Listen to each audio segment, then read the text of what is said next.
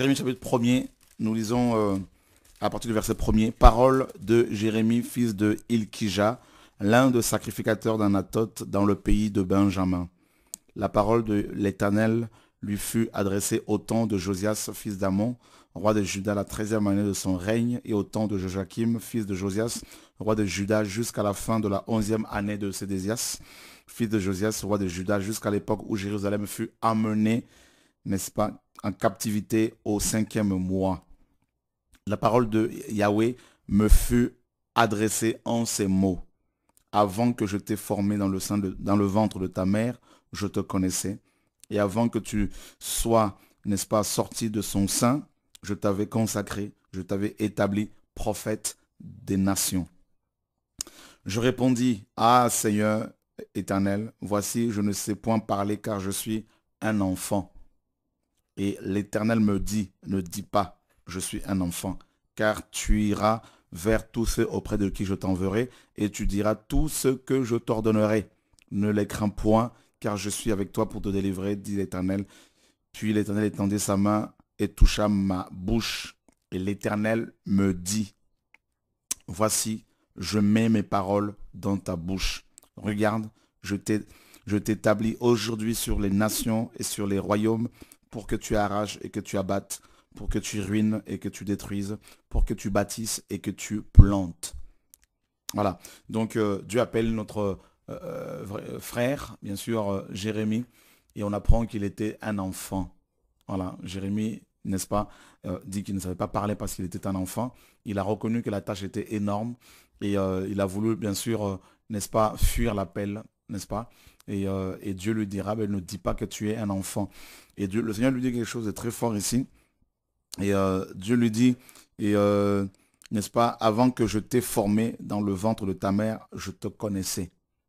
Alors je voudrais dire justement à tous ces jeunes et à toutes ces personnes qui pleurent, qui gémissent, qui souffrent à cause des maladies, à cause des problèmes, et des gens qui se disent, Dieu ne me voit plus, Dieu ne m'entend plus, Dieu ne m'exauce plus. Eh bien, c'est comme si Dieu m'a oublié. Et je voudrais nous rappeler ceci. Ici, la parole dit que Dieu connaissait Jérémie avant même qu'il ne soit formé. Et connaître ici, mes amis, c'est un terme, c'est un mot très profond, c'est un verbe qui est très profond ici parce que, et quand Dieu dit à quelqu'un qu'il le connaît, cela ne veut pas dire qu'il y a une connaissance, mes amis, et comme on peut dire qu'on connaît le président de la France, qu'on connaît le roi de tel pays, c'est connaître de manière personnelle, n'est-ce pas? Donc c'est une connaissance qui implique une relation, n'est-ce pas, personnelle, une intimité. Et Dieu dit justement à Jérémie qu'il le connaissait. Cela veut dire que c'est comme si Dieu lui disait, avant que je ne te forme, je te connaissais tellement que je savais que tu allais dire cela. Que je savais que tu allais dire que tu es incapable. Dieu sait, mon frère, ma soeur, toi qui me suis ce soir, n'est-ce pas? Dieu sait que tu as des faiblesses. Dieu sait que tu es incapable d'entreprendre quoi que ce soit, surtout dans le domaine spirituel. Dieu le sait, avant même que tu ne sois créé, avant même que le monde ne soit créé. Et Dieu le dit ici à Jérémie, n'est-ce pas? Je te connaissais. Et parce que Dieu connaissait Jérémie, avant même qu'il ne soit formé, parce que Dieu savait que Jérémie allait avancer cet argument, qu'il, n'est-ce pas, va l'établir, n'est-ce pas, prophète des nations. Frères, sœurs, Dieu l'a établi prophète des nations avant même qu'il ne soit né, avant même qu'il ne soit façonné, avant même qu'il ne naisse. Jérémie était déjà établi prophète des nations. Alors je voudrais nous dire ceci, frères et sœurs, Dieu vous a appelé bien avant même que le monde ne soit créé. Et s'il vous a appelé parce qu'il vous a connu, qui peut justement se lever contre vous et vous empêcher de répondre à l'appel du Seigneur? Personne. Personne ne peut, n'est-ce pas, se lever pour détruire l'œuvre que le Seigneur a commencée dans votre vie, dans votre couple, dans votre foyer. Parce que Dieu vous connaît avant, n'est-ce pas, que le monde ne soit créé. Alors, et vous devez au contraire, dans l'adversité, vous devez être en paix, dans le repos, n'est-ce pas? Il faut cultiver le repos, la mentalité du repos, hein, de Dieu dans vos cœurs, et pour ne pas justement vous laisser agiter par les adversaires. Parce que Dieu, n'est-ce pas, dans ce passage, et, va établir ce jeune, cet enfant, au milieu d'une nation, n'est-ce pas, remplie d'hommes et de femmes très méchants. Qu'est-ce que vous pensez un peu de cet homme, Jérémie? Vu que Dieu le connaissait très bien, il s'est servi de ça pour lui dire que oui, je te connais. Donc c'est pour ça que je t'ai établi prophète. Et donc c'est ça qui doit encourager Jérémie à vraiment se glorifier, enfin glorifier l'Éternel. Et voilà. Je trouve que justement que l'Éternel, quand il appelle une personne, que même si on se dit rien faire, mais en fait il faut tout abandonner au pied de Dieu.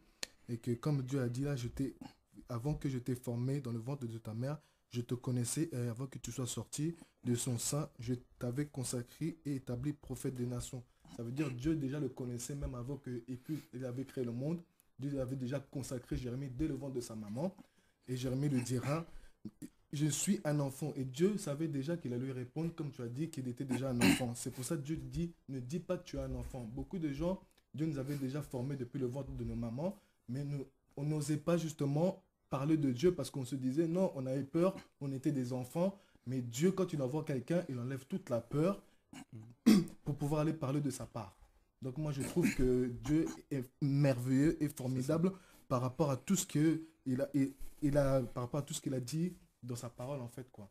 Bon, c'est pour ça que Dieu dit, car tu iras vers... Après, Dieu lui dit, ne dis pas que je suis un enfant, que tu es un enfant, car tu iras vers tout ce qu'auprès je t'enverrai. Et tu diras ce que je t'ordonnerai.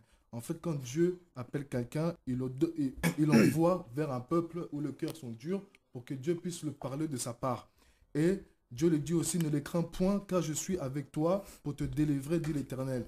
Donc, des fois aussi, on a peur quand Dieu nous appelle par rapport aux hommes. On a peur de pouvoir parler. Qu'est-ce qu'ils vont penser peut-être les gens? Qu'est-ce qu'ils vont dire de moi? Mais Dieu a dit, ne les crains point parce que c'est Dieu, l'Éternel, qui t'envoie. Il ne faut pas avoir peur. Il faut foncer quand Dieu appelle quelqu'un. Il ne faut pas écouter les gens parce que les gens vont toujours être là pour te rabaisser. Et les gens vont commencer à se mettre des doutes dans ton cœur. Mais il ne faut pas écouter ce genre de dire. Il faut justement y aller parce que l'Éternel t'a établi depuis le ventre de ta maman. Donc il sait qu'il t'a envoyé vers le peuple dont les cœurs sont durs pour pouvoir leur parler justement. Donc il ne faut pas s'arrêter sur les hommes. Tout à fait. Leur dire tout ça. Tout à fait, il ne faut pas s'arrêter. Et on a quelqu'un en ligne. Allô, bonsoir. Ah, je crois qu'on a un problème technique. Est-ce que vous avez peur, vous en tant que jeune, Peur. pour répondre à l'appel du Seigneur? De ce que les autres vont penser, qu'est-ce qu'ils vont dire, tout ça. Oui, bien sûr. On se dit, oui, ils vont nous dire, oui, toi, t'es ceci. Et donc, justement, il faut prier pour ces personnes pour qu'eux-mêmes soient touchés par le Seigneur et qu'ils nous comprennent. Et c'est tout ce qu'on peut faire. Et Rien, tu as peur un peu de la réaction des gens, tout ça? Sincèrement, oui, ça fait peur quand Dieu appelle quelqu'un pour le servir. Tu te dis les réactions des gens, comment ils vont te voir. Et à votre avis, pourquoi Jérémie a-t-il dit qu'il était un enfant ici? Parce qu'un enfant ne sait pas parler. Un enfant ne sait rien dire, il est muet. Donc c'est pour ça qu'à mon avis, Jérémie a répondu que je suis encore un enfant. Pour que Dieu puisse l'envoyer devant un peuple, devant des hommes. À mon avis, c'est par rapport à ça que Jérémie lui a répondu, je suis un enfant ne sait pas parler. Est-ce que tu peux lire le verset 8? Oui. Ne le crains point, car je suis avec toi pour te délivrer, dit l'Éternel. Ok. Donc, Jérémie était un enfant, donc un jeune. Et une des raisons, d'après la parole, en fait, la raison principale pour laquelle Jérémie n'a pas voulu répondre à l'appel du Seigneur, c'est qu'il avait peur. C'est ça. Et beaucoup de jeunes, justement, ont peur. Ils ont peur de quoi? De qui?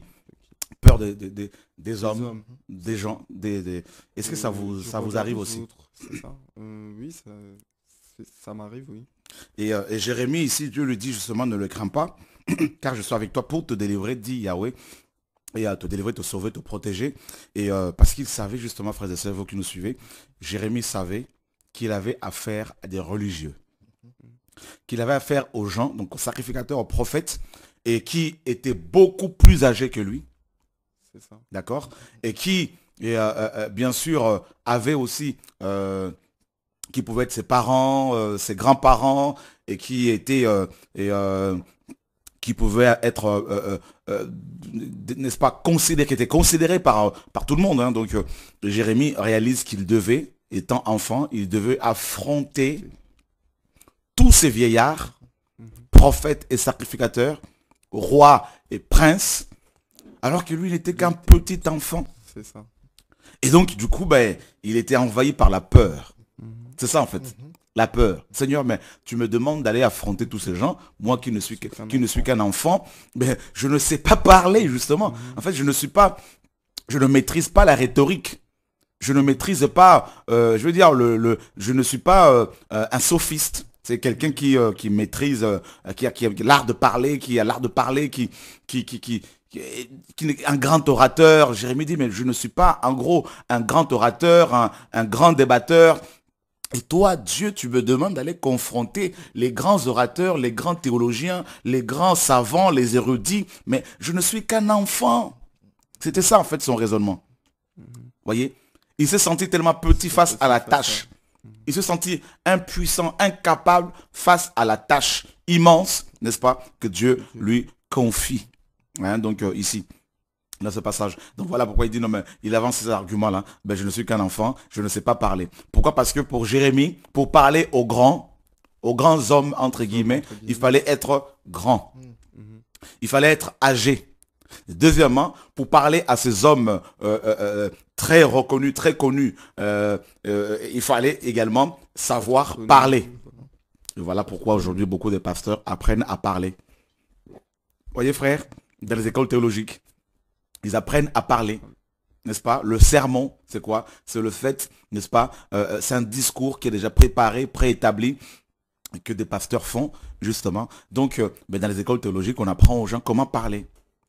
Et même beaucoup de politiciens, mes amis, dans les écoles où ils vont, ils apprennent à parler. Voilà, donc c'est de la rhétorique. Voilà, ils apprennent la rhétorique. Et comme vous le savez certainement, la rhétorique c'est un discours, hein, donc en 3 points. Donc il y a l'intro, il y a le sujet principal et il y a la conclusion. Et dans la rhétorique, vous avez 3 choses au moins. Vous avez l'argumentation.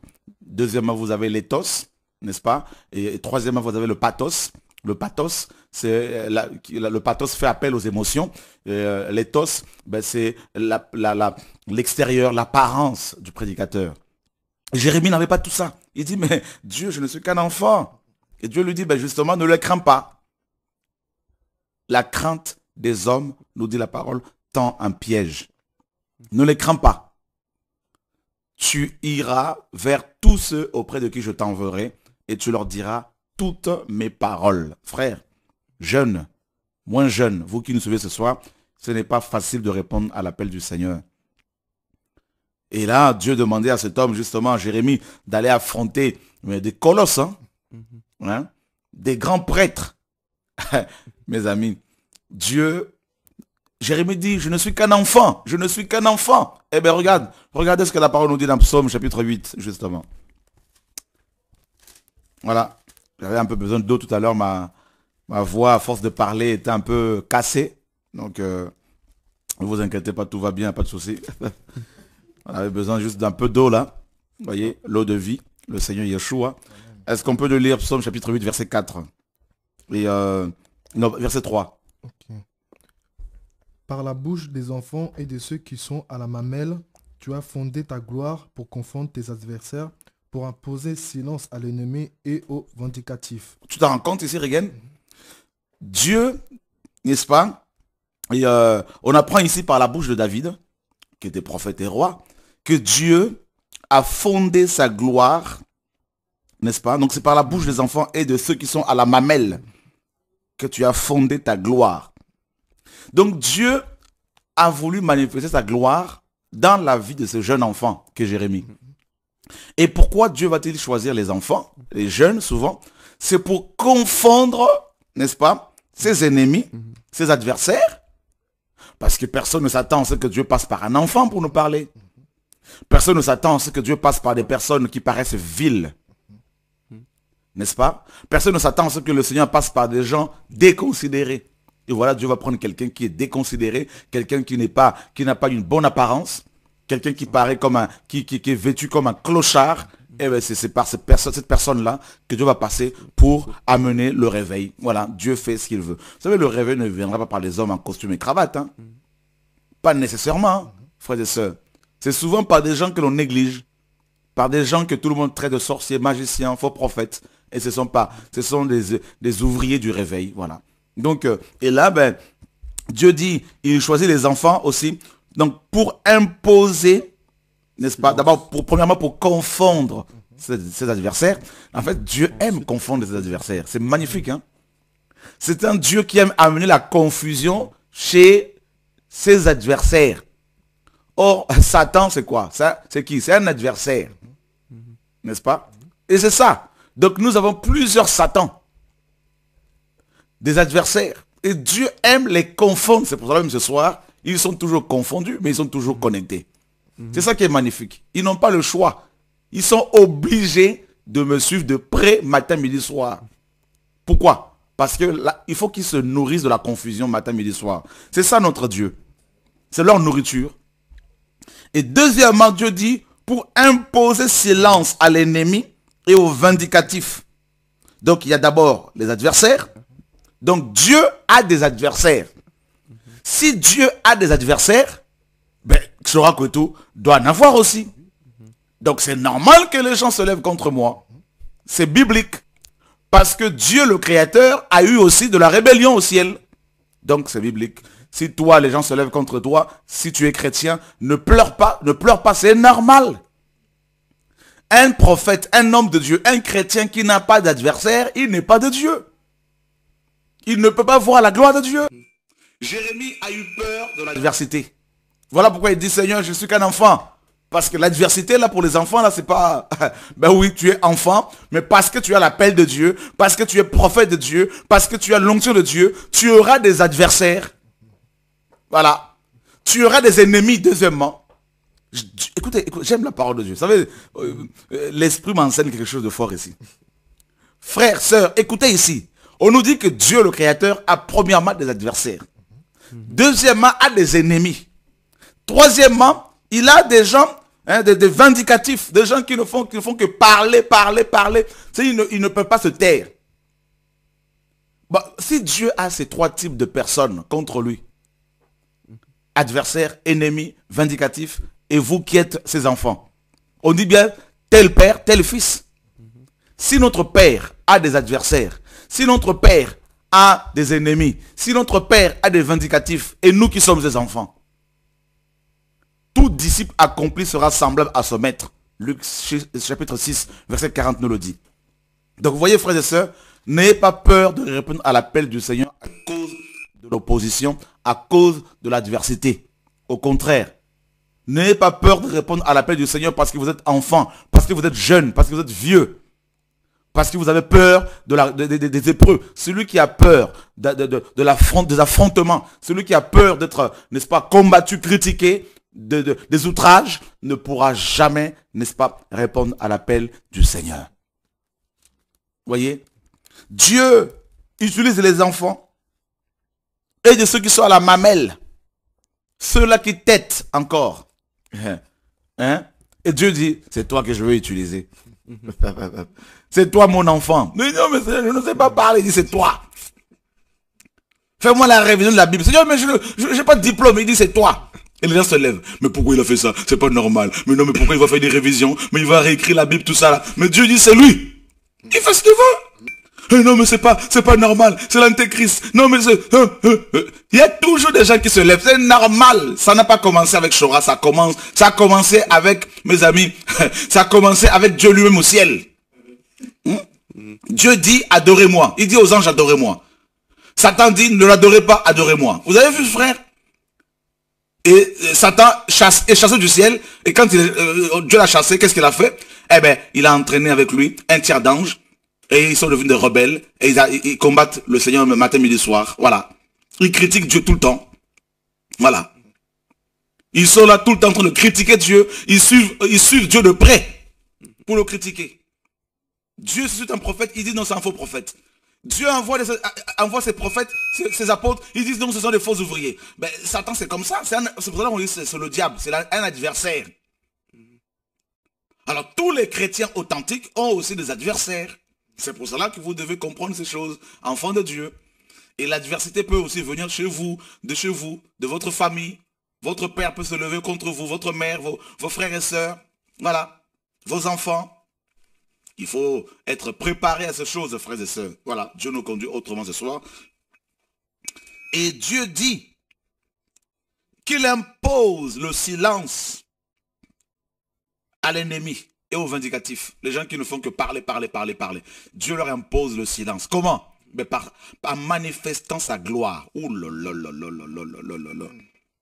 Et c'est quoi la gloire de Dieu, frère? La gloire de Dieu, c'est quand le nom de Yeshua opère des guérisons, quand les gens se convertissent, quand les gens confessent leurs péchés, quand les gens sentent que l'enfer est sous leurs pieds, les gens ont peur d'aller en enfer, ils disent nous voulons de Jésus-Christ maintenant. Frère, la gloire de Dieu, c'est fort. Quand les finances sont libérées, sans mettre la corde autour du cou de gens, sans demander aux partenaires financiers de venir vous soutenir, les gens soutiennent naturellement. La gloire de Dieu, frère, c'est quand Dieu est glorifié, Dieu est adoré. Voyez? Et là, les vindicatifs, ils observent. C'est Psaume 23. Dieu dresse une table devant nous, en face de nos adversaires. Non mais Dieu, frère, il y a des choses que Dieu le fait exprès. Vous savez, c'est pas moi qui le dis. Hein. Dans 1 Timothée 4:1, il est dit quoi? L'Esprit dit expressement. Vous voyez bien que Dieu a des choses que Dieu fait expressement. Il fait exprès de créer Shora. Il a fait exprès, Dieu. Il a fait exprès de me façonner. Il dit, tu vas aller en France. Je vais t'établir là-bas pour déranger. Moi, je n'ai pas choisi l'appel, frère. Il dit, tu vas parler. Parfois, quand je me dis, Seigneur, je ne veux plus parler, il me dit, si tu ne parles pas, je te tue. Je dis, d'accord, je vais parler. Je n'ai pas de choix. Vous ne pouvez pas empêcher un coq de chanter. Quand il est 4 heures du matin, le coq chante. C'est naturel parce qu'il a une horloge interne. C'est naturel pour le coq de chanter. Donc vous ne pouvez pas empêcher les gens que Dieu a appelés de parler. Si vous êtes appelés de Dieu, si vous êtes appelés du Seigneur, vous ne pouvez que prophétiser. Dieu dit, je parlerai, qui ne prophétiserait. Allô, bonsoir. J'aime Dieu. Dieu lui-même, vous voyez, vous rendez compte, mes frères, Dieu lui-même dit, dans Psaume 23, il dresse une table devant nous et convoque nos adversaires et il prend de l'huile, il la déverse sur nos têtes. Ça, c'est Dieu. Ben voilà. Alors, si vous êtes jeune, n'ayez pas peur de l'adversité. N'ayez pas peur de dire des hommes. Levez-vous et faites l'œuvre du Père au nom de Yeshua. Je crois que nous avons quelqu'un en ligne.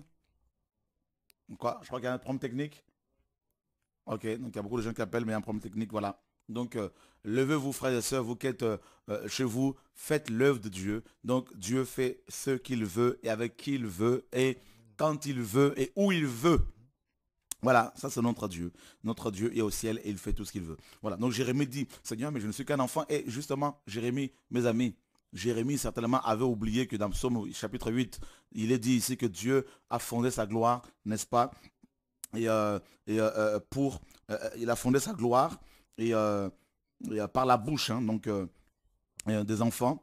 Donc par la bouche des enfants et de ceux qui sont à la mamelle, tu as fondé ta gloire pour confondre tes adversaires, pour imposer silence à l'ennemi et aux vindicatifs. Voilà, donc c'est ce que Dieu fait. Donc il fait ce qu'il veut. Alors ne laissez personne vous, n'est-ce pas, vous freiner dans votre appel, dans votre marche chrétienne. Ne laissez personne vous minimiser, vous, n'est-ce pas, vous intimider. Ne laissez personne, mes frères et sœurs, vous intimider, vous empêcher de répondre à l'appel du Seigneur parce que vous êtes jeune, parce que vous êtes blanc, parce que vous êtes maghrébin, parce que vous êtes chinois, parce que vous êtes arabe, parce que vous êtes métis, parce que vous êtes petit, parce que vous êtes grand, parce que vous êtes pauvre, riche, je ne sais pas qui vous êtes, mais ne laissez personne, n'est-ce pas, vous intimider, ni le diable, ni les démons, ni les sorciers, ni les hommes, ni qui que ce soit, n'est-ce pas, ne laissez personne vous empêcher de répondre à l'appel du Seigneur. Et si Dieu vous a appelé, si Dieu vous a parlé clairement, répondez à son appel avec foi et détermination et vous verrez sa gloire. Et Dieu dit à Jérémie, je suis là pour te protéger, pour te délivrer, pour te garder. Et Dieu protège les gens qu'il a appelés. Dieu garde les hommes et les femmes qu'il a choisis. Et Dieu dit à Jérémie, n'est-ce pas, ne les crains pas, car je suis là pour te protéger. Sachez, vous qui êtes appelés par le Seigneur, que vous n'êtes pas seul. Dieu marche et marchera avec vous tant que vous craindrez son nom, il marchera avec vous au nom de Yeshua.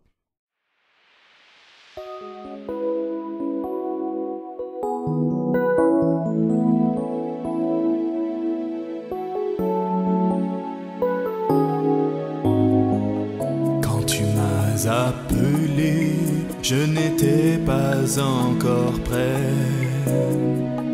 Déformé par le péché, par le monde et ses attraits, tu m'as tiré du milieu de la boue. Tu m'as formé de la poussière de la terre. Dès le sein de ma mère, tu avais les regards sur moi. Tu m'emmenas au désert pour parler à mon cœur. Tu m'as choisi par ta divine volonté. Toi le Père des esprits, pour me délivrer. Divin potier, fais de moi ce qu'il te plaît. Divin potier, fais de moi un vase d'honneur qui sera utile à son maître.